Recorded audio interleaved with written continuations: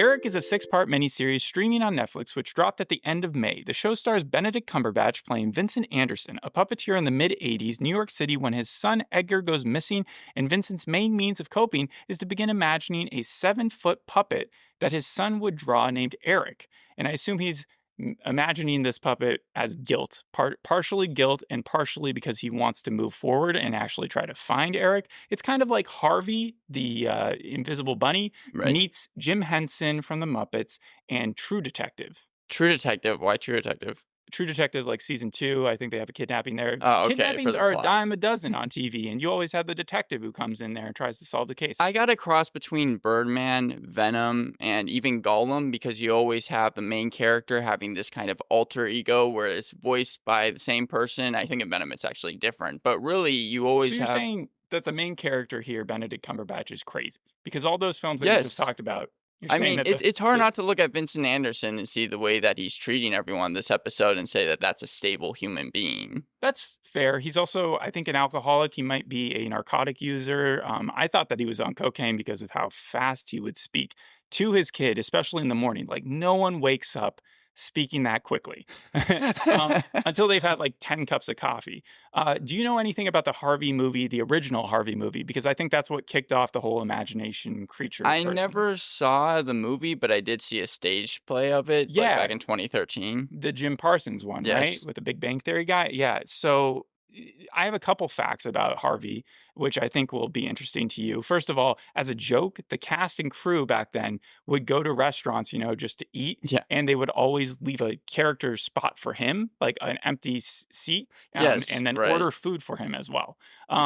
Yeah. Also, you know how Elijah Wood came out a few years ago with Wilfred, which I think was based on the Australian show before that. But Elijah Wood's favorite film of all time is Harvey. So it's kind of funny the connection between those two things. And then also Harvey Weinstein and Bob Weinstein announced that they plan to make a remake of Harvey. This was a long time ago. I was going to say, starring John Travolta. It never got produced. I'm not sure if I really would want to see that.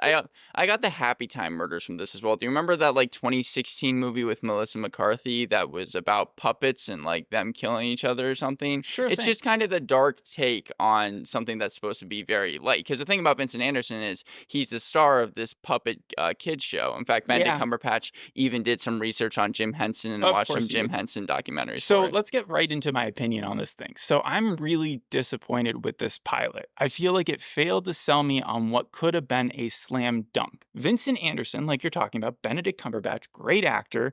He's filming this kids puppet show, 1985. It's exactly the same as Sesame Street, right? Yes. At the exact same time that Sesame Street was actually being filmed, in the same place. New York City is where they filmed Sesame Street. They would film the Muppet Show in London. And the only reason I know that is because I recently watched the Jim Henson Idea Man movie that came out on Disney literally the day after Eric premiered on Netflix. It's kind of a coincidence, yeah. And it's not just a coincidence. You've got Vincent Anderson. He's got that typical beard that Jim Henson had. He's work obsessed in the same way. It also bleeds into his family life, his work life. And I know Jim Henson had 5 kids. Well, Vincent only has 1. But they both are sort of they're not used to kowtowing to their producers. And you could tell that Jim Henson would have a little bit of a caustic relationship with some of those producers. That being said, I think Vincent Anderson is worse. That's where I'm going with this. So Jim Henson, The Muppet Show, Sesame Street, Labyrinth, The Dark Crystal, looked at as a genius now, right? Yes. Who died too early. But they decide to, instead of making this Vincent guy a really cool version of Jim Henson, they instead make him an asshole. He's disillusioned. He's cynical. He's mean to the kids, not only his own kid, but even when he's doing photo ops with the other kids, you can tell that he's just kind of looking to do the next thing. His wife is having an affair. Like I said, he's a dick to his own son. He swears in front of his own son. He ridicules his own son's ideas. He's shirking his parental duties when it comes to walking his son to class or to school, because had he walked those few blocks with his kid, then we would think that he wouldn't have been kidnapped or he wouldn't have left. And he's outright sabotaging his own show, because when you do have the producers coming in there or the politicians who are I guess, using public funding to produce Right, this yeah. thing, he's completely treating them like dicks as well. So, do you think it would have been better had Vincent Anderson been like a good guy? Had I he think been a good parent? Okay, so they do keep a distance. They don't call him Jim Henson. So it's not like exactly a one to one to what I'm about to equate it to. But remember when the Mr. Rogers film, A Beautiful Day in the Neighborhood, came out? The That was the one documentary. starring, I Won't You Be My Neighbor is the Oh, that's the document. documentary. Okay, Yes, and so A Beautiful Day in the Neighborhood is the one that starred Tom Hanks. It came out less than a year after the documentary, which was so positive in light to what Mr. Rogers was. right. Can you imagine if Tom Hanks had come out with a document or like a fictional version of that where he was just an asshole to like everybody around him? It would have made the movie so much worse and it also would have pissed people off. And I feel like that's sort of what they're doing here. We don't even get to see Vincent Anderson for the full episode. He's only there for 20 minutes, but those 20 minutes do not endear me to that character at all. Maybe the saving grace is the very end, but that's it. Well, the thing is that it's not supposed to. Yes, they did go to Jim Henson for a lot of the puppetry work and things like that. The They were Jim Henson influenced. Company? Yeah, well, not the Jim Henson company. Actually, the company that they got was called Stitches and Glue, and they're people that have worked on things like Paddington and also Yeah, Wonka, I the didn't have film that any came out. problems with the puppets. The But puppets my were cool. my thing is that this is actually based on Abby Morgan, who created the series and wrote all 6 episodes. This was based on her life and her experiences in New York and the UK, and she didn't. And she said that it wasn't based on like any one story, but I think that they weren't trying to make, like you were saying, a complete replication of who Jim Henson was. I think that Benedict Cumberbatch is just supposed to be doing the same thing that Jim Henson was during that time. It's interesting that you say it's not based on one story because part of the reason I think this pilot fails so much is it's too long and it also concentrates too much on the secondary stories, okay? Because the secondary stories can sometimes be that outlet where, like, if the first one is struggling a little bit, people can concentrate on that until the first one gets its footing. Well, the secondary storyline, let's look at kidnapped kids in TV shows. There are shows that are dedicated towards it almost. I mean, First thing that comes to mind is Full Circle, that series that came out last year with Timothy Olyphant and Dennis Quaid. Well, that was one kid. Then there's The Missing. I think that came out a few years ago. Law and Order has a bunch of episodes that deal with it. Without a Trace, back in the day, the formula is tried and true. You always stick like a genius detective in there who kind of is able to see things that no one else is able to see. Maybe he gets kind of diluted over the way, or he has his own problem, or something like that. But that's not what they do here. They do this like really. It's where so like if my main problem with the Benedict Cumberbatch storyline is that I don't like the way they're portraying the character. The secondary storyline, I don't like the plot because that's where the plot holes come out. Michael LeDroit would have been fired or dismissed from this case almost immediately because the man responsible for the kid's life, those 48 precious hours where he's supposed to be figuring out exactly what happened, he does a couple interviews and that is it. I don't know why, but we spend most of the time with him, which is almost as much time as you spend with Vincent, doing things like learning about his personal life. He's a gay man who's in the closet in the 1980s in an interracial relationship with an old man who seems bedridden. Mhm. Why do we care about any of that? Like, what the fuck does that have to do with anything to do with the interesting part of the plot, which is what happened to this kid and why is Vincent imagining like a purple dinosaur or whatever? Does he come up with any type of information in the episode at Well, you all that's saw a little helpful? bit of it, right? Yes. So, like, the only information that he gets is kind of dropped in front of his feet. There was like a sanitation worker, who gives him a shirt that had like blood on it. And Oh, so, right. Yeah. but that was given to him. He did no work to get that. Instead of those 48 hours of him like searching for the kid, he goes to a nightclub, which apparently he does a lot. And he just drinks Sprite at that nightclub and he stalks the owner of the nightclub. Why? Because he used to work on Vice, and I guess that's where his old outlet was. And he doesn't recognize the actual Vice officers working there because he almost arrests them while he's there, still not looking for the kid. And also coincidentally, because he's recording everything while he's at that place, he happens to hear at the end of the episode something that he didn't hear while he was actually there, which is the kid's voice. So just happenstance wise, he's not actually looking for the kid, but the kid is there. And he's not able to figure that out when he was actually there because he was too distracted trying to arrest Vice officers,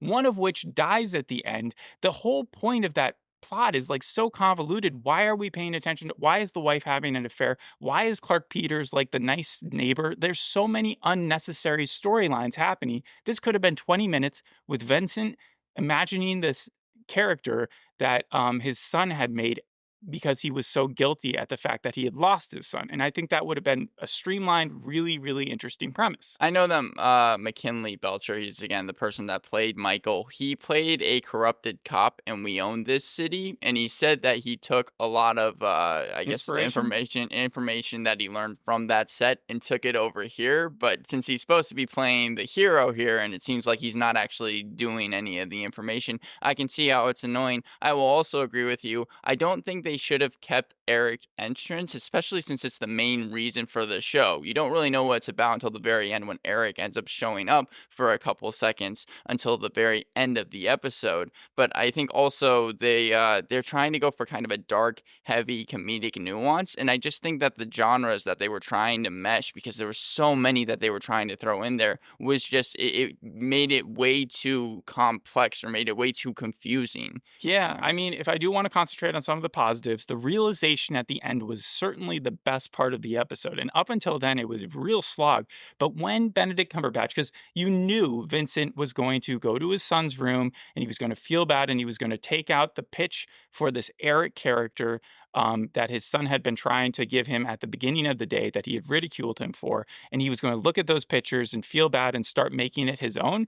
And that's what he did. But the realization that I think was kind of a twist that I hadn't predicted was that Eric is Vincent. And when Vincent notices that, when he looks at his son's drawings and he sees that this thing is an alcoholic and that he's mean and that he's like, and he realizes it's actually just a persona of him, that was really cool. I thought that was really effective. And I had they started that earlier, like 20 minutes into the episode, I think it would have hit me so much harder. That's clever writing right there. Also, I'm happy that the boss eventually calls Michael out from going to the Lux as much as he does, that nightclub, and just says, "What are you doing, man? You're this looking for a kid, and instead you're hanging out at this nightclub, almost arresting people who shouldn't be But arrested." as the audience, weren't you supposed to be on the Michael's guy's Usually in side for that some reason? yeah, usually in that scene where you have the boss laying into the main character or one of the main characters, you're supposed to feel bad or you're supposed to sympathize because you're like, "Oh, but I know something the boss doesn't know."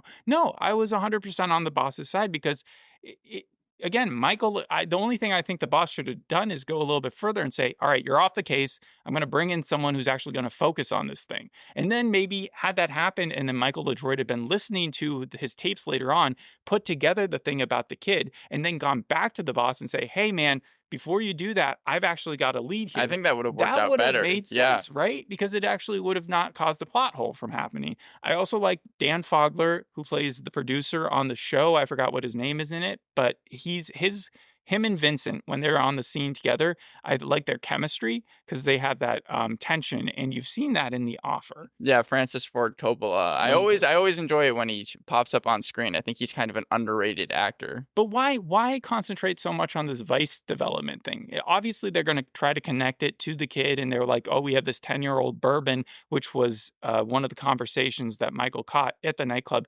clearly meaning that they had stolen or found the kid and that they were using him and that he was downstairs ordering a cheeseburger. But for what means? Are they going to, what's the word? Like, steal him and sell him off somewhere, or what's the deal? From my understanding of it, we're really going to be in the next 5 episodes, which again are already released because Netflix released them all in Sure, one sure. day. We're I'm not gonna really lie. going to be focused on Vincent Anderson and Eric, and I think that that's a smart way to go about it. There's been a lot of talk about a scene that happens in episode 3, but they also got the director who directed all 6 episodes, probably most known for directing the second season of The End of the Fucking World. And if you think about it, that's kind of similar to this series, wouldn't you say? How so? Because it has the dark humor element to it, where it's like you're dealing with a kidnapping, but you're They're both also British shows too. yes, and that actually leads to my next point because Netflix, they I guess commissioned this in November of 2021, and when they learned that it was going to be in the UK, they said absolutely because they had just made a deal with a ton of UK productions. Because if you think about it, Sex Education, right?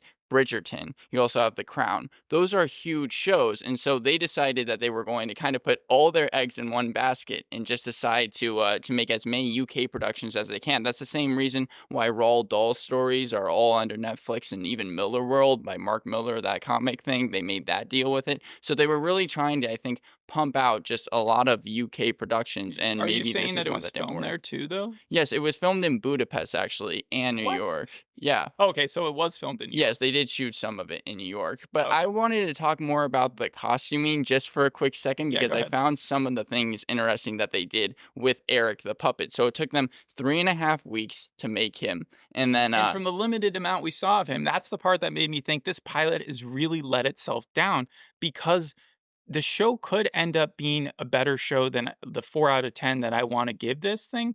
The episode, right. I'm not gonna stand around to watch it because it just didn't do enough in this, but it did seem like because that character dynamic is so essential to this thing, and it is supposed to be a Harvey show where, like, Vincent is constantly talking and improving himself because of him really facing his own demons, and Eric is in a way a demon, but also he's pushing him towards doing the right thing, which is finding his own kid. It He's reminds almost me like the also hormone monster in what's it called?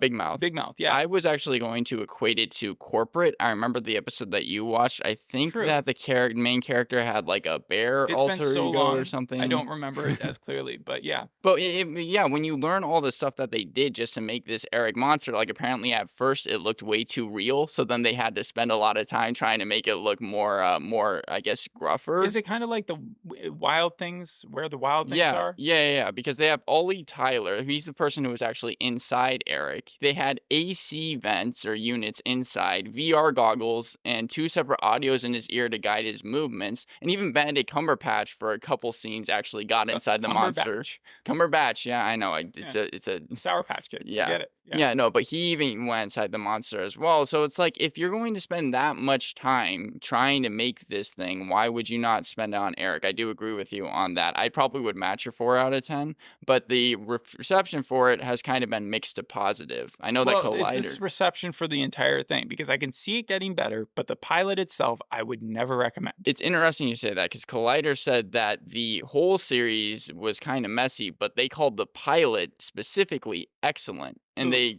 compared it wrong. favorably to Baby Reindeer, which again just came out I on no, I can see the Netflix. comparison. I was even thinking about that too, about, like, just the weirdness of a lot of yeah, I don't even know exactly why, but it does feel like it's in a weirdly similar tone to that. The Maybe Guardian gave this series, and I think the pilot a 3 out of 5, and I think that's where most reviews lie. It has a 7 on IMDb, 71% on Rotten Tomatoes. So mhm. I don't care about Michael the Droid's character. I can see myself caring about Vincent by the end, but I don't in the first episode. When you don't have endearing personalities to push the show forward in the first episode, you're in a little bit of trouble. yeah. Anyways, that's all I've got. Thanks for listening. We'll see you on the next episode. Hope you enjoyed this one. Bye.